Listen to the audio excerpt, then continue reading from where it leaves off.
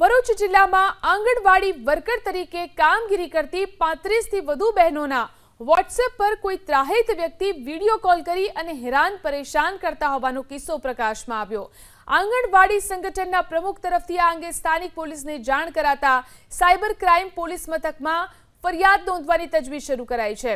ભરૂચની ઝઘડિયા, નેત્રંગ અને વાલિયા તાલુકાની આંગણવાડી બહેનોને સરકાર તરફથી સિમ કાર્ડ આપવામાં આવે છે।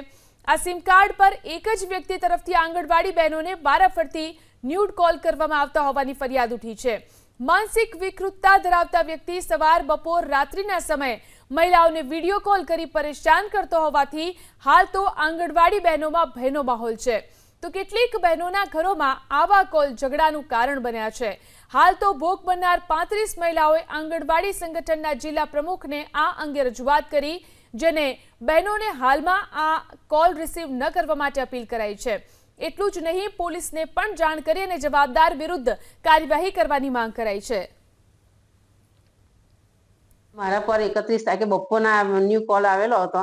મેં ઉપાડ્યો તો એકદમ ખરાબ ચિત્ર જોયું એટલે હું પણ ગભરાઈ ગઈ અને પછી મેં તો નંબર ડિલીટ જ મારી દીધો। પણ પછી સાંજના અમને અમારા જે ગ્રુપ ચાલે છે તે ગ્રુપમાં અમને જાણવાનું મળ્યું, બધા બહેનોએ મેસેજ કર્યો કે આ મારા પર આવેલો, પેલા બેન કે મારા પર આવેલો।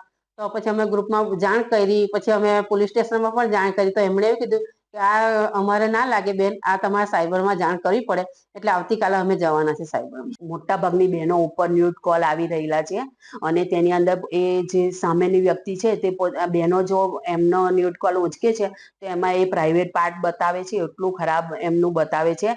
તો એનાથી બહેનો કંટાળી ગયેલી છે અને બહેનો આ નંબર પરથી કોલ આવે છે, મોટા ભાગની દરેક ગામડાના બહેનો પર આવી ગયા છે અને બહેનો આ નંબર જોઈને ગભરાઈ જાય છે। બહુ સતત મારી બધી બહેનો ગભરાયેલી છે અને એટલા માટે જ અમે સાયબર સેલની અંદર આવતીકાલે તૈયારી સાથે અમે ફરિયાદ કરવા જવાના છે।